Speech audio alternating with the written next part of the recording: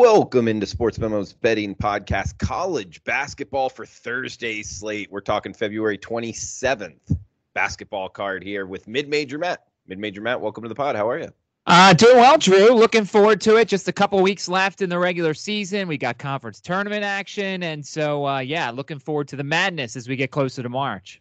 Absolutely, man. And as you guys can tell in his name, Mid-Major Matt, we're going to be talking some mid-major games here. And he's been good on the podcast of late. So hopefully can find some more winners than losers. We got 5 games on the docket for the Thursday card and a best bet at the end. We'll start off here actually at the top of the card, 6:01, 6:02, 6 o'clock Eastern, 3 o'clock Pacific tip here. Delaware at Charleston. We're seeing Charleston -4 at home here. 139.5 being the total pretty much across the board. We're seeing a 140.5 out there as well as the total, Mid-Major Matt. So we got Delaware at Charleston. Charleston short home favorites here. I feel like the market is not favoring Delaware here. I think we're getting a lot of short prices. I think part of it is because of the last game they lost against Hofstra, which I'll admit I had Delaware at home. They got blasted by Hofstra. But if you look at this Blue Hens team, they're 8-2 in their last 10. They are one of the more efficient offenses in college basketball, 13th in two-point shooting percentage, 77th in three-point shooting percentage, 26th in free throw shooting percentage. They are 6-5 on the road, and they actually won at Hofstra by 2 points. They're 7-3 as an underdog so far this year. If you look at Charleston, they've lost 4 straight. They've lost 5 times at home this season. They've scored less than 70 points in 5 straight games, and they're 6-10 against the spread as a favorite. Now, they did beat William & Mary and Hofstra at home, and they have Grant Riller, who's probably a top 5 player in the CAA. First meeting between these two is way back on December 30th. It was a 70-possession game. Charleston won 75-63. They outscored Delaware by 15 down the stretch, and Grant Riller had 22 points in the win. Delaware shot the ball really well from 2. They were 65% from 2, but they were 3 of 25 from three-point land. Now, look, I know Delaware came back down to earth last time out against Hofstra at home, but I think there's some value here. You know, there's some 4s out there, as you said, maybe a 4.5, but I think Delaware is a live team in this one. Their offense is really efficient. Charleston is the type of team that has shown they can lose at home, and if Riller gets into any sort of foul trouble or if he's not shooting well, then Charleston's really not a very good basketball team. So I think Delaware's worth a look here. If you want to wait, see if you can milk a half a point out of it. This 4 is good, but I think we could get better, maybe a 4.5 or 5. Maybe people look at that last result by Delaware and say, I don't know if I want to back these guys. So maybe you wait a little bit. When you watch this in the morning, if it's still 4, take it. But if it's higher than that, then I think you get some value there at 4.5, and heck, maybe even it goes up to 5. Who knows? All right, Matt, good stuff at the start here. We got 6:21, 6:22 up next, 8 o'clock Eastern, 5 o'clock Pacific tip. Youngstown State at Green Bay. We got Green Bay -4 in the hook at home. That's -4.5 home favorites, 156 being the total here, Matt. So I like to educate everybody, too, about some of these things, because certainly as we get closer to these conference tournaments, which start next week, there are some oddities that people need to know about. When you look at Green Bay, they have the 11th quickest tempo in the country. They have the fastest offensive possessions in the country at 14.5 seconds per pop, and in conference, they've played 9 games of 75-plus possessions for those at home. Now, they don't shoot the ball the greatest. They are 25th in the country in three-point shooting percentage, but their defense is hideous. They're 314th in three-point percentage defense. So they put up a lot of shots, and they have a lot of possessions, so that's why this total is pretty high. When you look at Youngstown State, they're quite the opposite, 263rd in pace. But in this conference play, they've played a bunch of games with quick possessions. They don't want to run, but at IUPUI, they had a 73-possession game. At Wright State, they had a 71-possession game. 5 times they've scored 70 points or more on the road. The first meeting between these two, Youngstown State won 98-94 in overtime at home in an 80-possession game. Now you're wondering, okay, that's a high-scoring game, but at the end of regulation, it was 81 all. Both teams shot over 50% from 2. They were 34 of 43 from the free throw line combined. I don't think this 156 is high enough here. I think Green Bay drags Youngstown State into a quicker game. And, they really can't set totals high enough for this Green Bay team right now. 156 is about the number I'm comfortable with here. If it inches up any higher, then maybe you have to think about it a little bit. But at 156, I like the over here because I think Green Bay, especially at home, is going to get this thing going. And Youngstown State will just play along and we'll have a high-scoring game. Mid-Major Matt, next game up. It's actually the next game on the rotation, 623, 624, also an 8 o'clock Eastern tip. Detroit Mercy Illinois, Chicago. I believe I got that right here. -6 in the hook.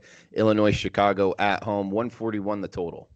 Yes, you did get that right. And this is also another Horizon game. UIC's had a weird season. They had a couple of their stars were injured at the start of the year. One guy, we had no idea. He got suspended. We had no idea for how long. And then all of a sudden, he kind of just appeared in the lineup. So they've had a weird season.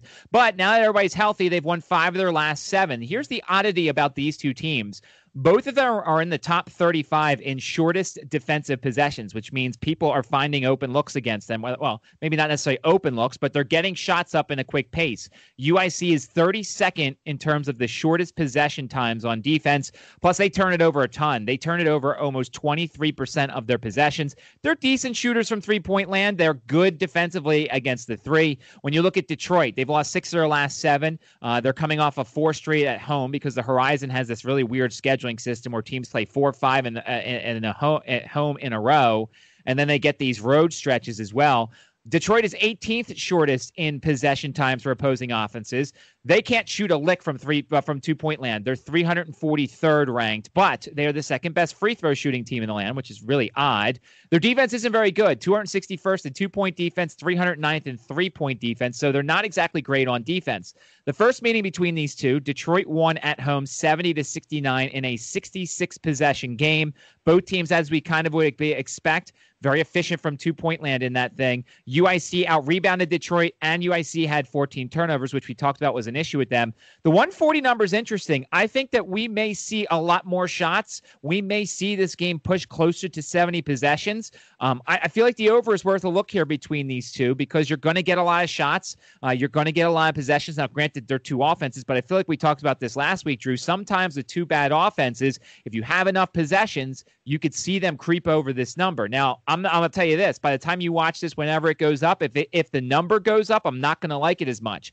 If the number goes down from the 140, then I'll definitely be interested because I think that these two could get over the number. We saw they went 70-69 in the first meeting in a 66-possession game.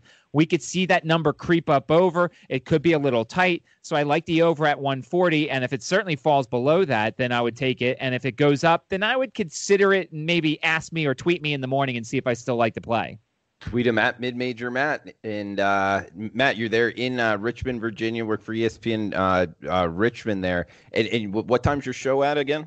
I'm on from 3 to 4 weekdays and 11 to noon on Saturdays. My 11 to noon show on Saturdays, it basically previews all the state schools or as many as we can get to over an hour. So that's VCU, Richmond, UVA, Tech, William & Mary, JMU. We do all that stuff over a nice, neat hour package.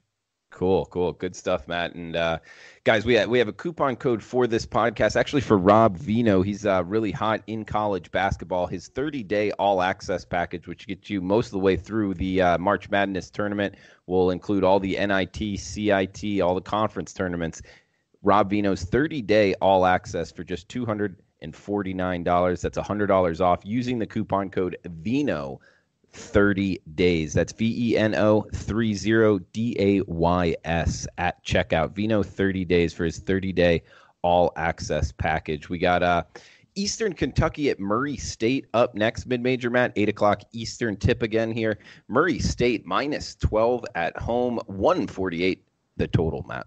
So this is an interesting one as well. This is an informational type thing here that I'd like to give out. So Eastern Kentucky has been really hot in OVC play. They're 11-5. They have 5 road wins in the conference, and they lost by 8 at Austin Peay. I had that one in that game because Eastern Kentucky is the 4th quickest team in the country. That's right. They're the 4th quickest team in the country. They have the 29th shortest offensive possession time, and they have the 2nd shortest defensive possession time. So there's going to be a lot of shots once again when Eastern Kentucky's out there. They don't shoot the 2 very well, 269th in the country. They don't defend the 2 very well, 332nd. There's like 353 teams. So when you think about it, Eastern Kentucky is way towards the bottom. Murray State, 13-3 in the OVC. They've won all but one of their home games in conference by double digits. They only beat Eastern Illinois by 3. Murray State plays at a slightly faster than average pace. You're not going to get the racers, the connotation of the racers. They don't play like they do with John Morant and everything, but they'll go when they have the opportunity. They are 64th in 2-point percentage. They are 38th in 3-point percentage, and they're 58th in 2-point percentage defense. Now, these two teams haven't played yet this year, so we kind of went back to look at last year. Granted, Murray State was a lot better last year, but Eastern Kentucky played at almost a faster pace last year than they do this year. The two scores, 102-70 Murray State at Eastern Kentucky in a 79-possession game. 97-85 Murray State at Murray in an 84-possession game. I know that you just said that the number's around 148, which means it fell a little bit from the last time I looked at because it was at 150, which I think kind of plays into it here. Whether you want to run against Eastern Kentucky or not, it seems like this is the type of team that the shots are just going to be there. And so Murray State may not necessarily want to run, but East Kentucky is going to get you going a little bit. Lean to the over here, I think, once again, because I think that Murray State is going to run. I think Eastern Kentucky can make things interesting a little bit. They may even cover this number. I'm not quite sure. I don't think I'm going to take that, but I think the over is a live thing here because Eastern Kentucky, even if you want to play slow, they're going to force you to play faster, and you're going to get a ton of open shots. Mid-Major Matt, looking at your page here, guys, sportsmemo.com, you had your free play, George Washington versus Richmond. Do you think you have like advantages when you're betting, the Richmonds of the world and teams there close to you? Well, I'm not going to say I'm inside that. Let's not have any sort of connotation here that I'm rigging games or anything like that. But yeah, I would feel like I've covered these teams. I interview players and coaches, and I know people in some of these teams. And so tonight, when on Wednesday night when they played GW, I've seen and I've made some money on GW this year because I think the Colonials have an interesting mix of talent. I think Richmond on the road is a team that has shown that they've got some cracks occasionally. So we had the over. It went well over. Also gave the small recommendation on George Washington, which also covered as well. If GW actually hit their free throws, they might have won the game outright, but they didn't. They covered. They went over. But, yeah, I think VCU, Richmond, Tech and UVA a little bit, JMU, William & Mary. We've talked about William & Mary a lot on this podcast, and they're not playing on Thursday night, or we'd do it again. But, yeah, I feel like I know the teams in my area a little bit better than some people do. Unfortunately, some guy tweeted me today. I felt so bad. He's like, I'm putting a bunch of money on VCU tonight. And I tweeted, and I'm like, I wouldn't do that. And I don't know if I heard back from him or not, but unfortunately, they lost and they didn't cover. So hopefully he took my advice on that one. And that speaks to, proper money management. Don't put too much on any one bet. Colonials, George Washington here. They got their best player, Amir Potter, back, right? Does that have something to do with you looking to kind of bet on them or at least cover numbers? Well, I'm looking at them in certain situations. I'm not ready to play them on the road. I did play them at Duquesne, and I just more so that I didn't believe in Duquesne that night. But then again, they're just coming off a loss by 10 against LaSalle, who's terrible. So, GW is a very interesting team, and when we start doing our conference tournament previews and we start pointing out teams that I like and dislike, GW could be one of those teams because they play this interesting style. They're so young, and they're so fast and they're so dynamic that sometimes it works out for them and sometimes it doesn't. The Potter thing was nice. They got blown out at Richmond because he didn't play. Now, Blake Francis didn't play for Richmond either in that game, but it's something to consider. Remember, also, when we talk about this, and there's just 2 weeks left, when you look at these earlier games, don't blindly go off of the first score, because if you look and saw Richmond won by 21 or 22, you'd be like, oh, well, then they're going to definitely cover the number in Foggy Bottom. But both teams didn't have their leading scorers. GW was coming off that 4 overtime game against Davidson. They clearly didn't have their legs with them. So you really have to consider situations when you look at that first box score on the way to that second or potentially third game as we get in the conference tournament time. Guys, check him out at sportsmemo.com. He's Mid-Major Matt, obviously knows his college basketball. Great handicapper going into March Madness and the conference tournament starting up just next week. So we got one game left here, the nightcap, Mid-Major Matt, and then we'll hit a best bet from you. So we got 10 o'clock Eastern tip here, and it's a watch and win opportunity. CBS Sports Network, so a true degenerate special on the West Coast. We got St. Mary's at Santa Clara, -6 St. Mary's on the road, 143 the total. I'm a little bit more interested in this one, Mid-Major Matt, because I'm likely going to bet who you recommend here, man. Oh, okay. No pressure here. So remember, we talked about this probably a couple weeks ago. St. Mary's is going to Gonzaga on Saturday and for a huge game. Now, granted, St. Mary's is probably in the NCAA tournament, and I'm pretty sure, I haven't looked at the standings lately, but Gonzaga's got a pretty firm hold of the 1, and if they don't, I'm pretty sure, I'm guessing BYU probably has a chance at the 1. So there's stuff to play for St. Mary's, but it's not as big, especially going on the road. They meant more when they hosted Gonzaga than going on the road. Let's take a look at St. Mary's. Mary's. They're 337th in tempo, so they're one of the slowest teams in the country, but they're really efficient on offense. 11th ranked adjusted efficiency on offense, according to Ken Pomeroy. They're the second best three-point shooting team in America, which is interesting because I believe, last I checked, BYU's number one. So the two best three-point shooting teams in America are in the WCC, along with Gonzaga, who's one of the most efficient offenses in the country. On the road this year, St. Mary's has won at San Francisco. They won at Pepperdine. They won at Loyola Marymount. They won at San Diego. But they lost at Pacific in 4 overtimes, and they lost by 2 at BYU. So it's no guarantee here. Santa Clara, 37th quickest tempo. They're 9th in the country in shortest offensive possessions. So once again, we're looking at a situation here where you're going to get a lot of shots and a lot of opportunities. Santa Clara's lost 5 in a row. Their defense has let them down. They've given up 85 points or more 3 times over that stretch. Their offense is okay, 60th in 2-point percentage, 64th in 3-point percentage. So they're okay. But here's the caveat here. So you think St. Mary's might look ahead here, but I don't think so, because St. Mary's lost at home to Santa Clara 67-66 earlier in conference play. It was a 68-possession game. St. Mary's was down 6 at halftime, but they had a 9-point lead with about 10:36 left to go in the second half. Gales shot absolutely terribly, 34.2% from two-point land. They out-rebounded the Broncos, and they got 30 points from Jordan Ford. It wasn't enough. They lost 67-66. You're the total guy here, but I'm thinking here when you think of St. Mary's, it's harder for them to slow down a game. Plus, Santa Clara is quick, and if they miss shots, there's going to be a lot of possessions. To me, Drew, I know the 143 is a little higher, and I know they only got to 133 at St. Mary's, but then I look at St. Mary's shooting 34% from two-point land, and if you adjust some things a little bit, you figure they shoot a whole lot better at home. This feels like St. Mary's should win this game, but do you think that the over might be in play here as well? It's always tricky when you have this kind of dynamic, mid-major, Matt. You know, we have one of the fastest teams in the country versus literally one of the slowest teams in the country. So to me, it always goes, okay, who's going to control this pace? Obviously, it's going to be somewhere in between, but usually one team controls it a little bit more than the other. And this is a real contrast. This is where I really struggle and usually stay off just because I don't have the magic potion to the tempo. And it's St. Mary's, in my opinion, is the more talented team. They are likely the more talented team, but they're also the road team.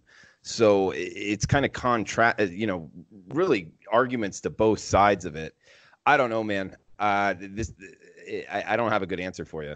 Well, so and if St. Mary's would have beaten Santa Clara at home, I'd say, all right, my play here is Santa Clara, I think, because St. Mary's will be looking ahead to Gonzaga. But with the revenge factor here, and a St. Mary's team that's very prideful, they don't lose a ton of games in the West Coast Conference, it would make me think to take St. Mary's. But you know me, and as we've done these podcasts, I hate laying, especially 5.5 or 6, whatever the number is on the road here. So this was more of like a watch and win situation. You know what? We talk about it every week, Drew. This could be a perfect live betting game. Get a sense of what the tempo is. Get a sense of how invested St. Mary's is. How well are they shooting? Is Santa Clara getting a lot of possessions? Are they making shots? I feel like maybe this is one of those games, Drew, where we talk about each week. Perfect live betting situation. I know those on the East Coast, it's 11 o'clock. You're probably not going to be up watching this game.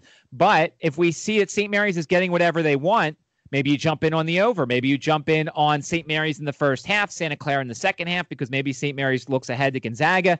This feels like a viable live betting game, actually, the more I think about it, Drew. I could see that. Absolutely, Matt. And a question here, St. Mary's, if they perform well here down the stretch, make a run in the tournament, in the West Coast tournament here, do you think they're live for a bid in March Madness or no? Oh, no, I definitely think they do. I'd have to look and see what Joe Lunardi has, but I'm pretty sure that they're in right now anyway. I'm pretty sure we got a 3-bid WCC, which is about normal for the WCC. It's pretty crazy when you think about it. I'm pulling up Joe Lunardi's latest thing here. Yeah, he's got 3 West Coast Conference teams in. So I think St. Mary's is in. I don't think a loss to Santa Clara would make them any less in. Certainly, if they lose to Santa Clara and then Gonzaga and then whoever in the West Coast Conference, that's a possibility. But I mean, I think St. Mary's is going to win this game. I don't see them getting swept by Santa Clara. Yeah, Lunardi has a 3-bid West Coast Conference. They're not even in the last 4 buys. So they're pretty comfortably in right now, and they've got a decent profile. So that's not as much of a worry here. And certainly that's something they consider down the stretch for teams that have things to play for when it comes to the NCAA tournament. Nobody's really playing for the NIT, but certainly if you wanted to, there are teams that are going to keep playing and try and get an NIT bid. Do you find yourself betting the NIT, CIT, all those tournaments as well? Oh, yeah. That's my favorite stuff. I actually enjoy betting those more. I know that kind of fits with the whole mid-major thing because it's the mid-major tournaments, but I actually find more value in the NIT, the CBI, the CIT. You find out who wants to be there, and you bet against the teams that don't want to be there. And I'd have to read up on the new rule changes because every NIT they have new rule changes. But there's certainly a lot of money to be made in those big tournaments because everybody bets on the NCAA tournament. You're going to find a lot of plays on my page on the NIT and the CBI and the CIT because I just think there's more money to be made there. That's not to say I'm not going to bet the big tournament, and we'll do that stuff as we go along here. But, yeah, I'm a big involver in the NIT, the CBI, and the CIT. He's Mid-Major Matt at Mid-Major Matt on Twitter. Mainstay here on the podcast, so stay tuned throughout conference tournament and March Madness here, guys. And check him out at sportsmemo.com. His full season package will include all tournaments and every play he releases. So best bet time here, Mid-Major Matt. Where are we going? Well, I mean, I think it's the same best bet. It's the same best bet we've done, and it hit last time. By the way, I was sweating bullets. So the Gonzaga BYU game, I think, was 4-4 at the first TV timeout, and I was sitting there saying, "Oh my God, for the second straight time, is this over? Not going to hit?" And then they go nuts, and we were still off pace, I think, by like the 8-minute mark. But then the threes and the fouls and everything. I mean, look, it's the permanent one pretty much here. It's the over in the Gonzaga first half. I'm looking here. It's 148.5 when we're doing this, 149. I don't know how to figure it out. Last time we had the number and it was a lot lower. I'm thinking it's going to be 72, 73 maybe, but I don't care. Gonzaga's due for one of these blowouts here. They played poorly against BYU. The offense hasn't been clicking as much in the first half. I'm just going to keep riding this, Drew. I know that sometimes people want this extensive handicapping, but to me, it's pretty simple. Gonzaga's got San Diego at home. They're coming off a big loss. I think Gonzaga comes out with a motivated effort in the first half. I think they put up their usual 50 in the first half. San Diego gets us, 23, 24. We get like a 50-24 first half or whatever we need, and it goes over the first half. So you can keep asking me that question, Drew, but I think you know the answer. Gonzaga first half, best bet for the Thursday card. All right. Mid-Major Matt, great stuff as always, man. Guys, follow him on Twitter at Mid-Major Matt, myself on Twitter at Drew Martin Betts. Feel free to ask any questions. And Mid-Major Matt, anything else you want to throw out before we shut this down? I actually think we did get a question there, Drew. Go for it. We actually did get a question from Top Flight Sports on Twitter, who asked us, should San Diego State be an auto fade against the number, knowing they will probably be overvalued regardless, and a 2 seed is probably better for them? Could you see them not putting much emphasis on these games leading up to the tournament? I mean, they just proved it, in their last game, I feel, Mid-Major Matt. I don't know. How do you feel? I've never been, we've talked about this. I've never been a big San Diego State guy. Now, look, part of that is I haven't watched as many of their games as everybody else does on the West Coast, but I just think, the Mountain West somewhat is down this year. Their numbers look really good on Ken Pom. I don't think they're certainly not going to play for a 2. So let's scrub that out of here. I don't think they're playing for a 2. They're playing at Nevada on Saturday. It looks like, according to Ken Pomeroy, they'll be about a 7-point favorite on the road. Nevada's so hit or miss. I don't know what the real San Diego State is because they didn't play well against Colorado State. I don't think I actually will take them to win the Mountain West tournament. I think that there's other teams who could get them, and I don't think it's the worst thing in the world for them to lose, but they're certainly not going to play like that. I think Vegas is going to continue to rank them and rate them the way they think, and it's just our job to decide, do we agree with that? I'm not a San Diego State guy, but you might be, or another person on our website might be, so it's personal preference. I'm not a big San Diego State guy. I think Dayton goes farther than them in the NCAA tournament. All right, Mid-Major, great stuff as always. Guys, we'll be back on Friday. Best of luck with your bets.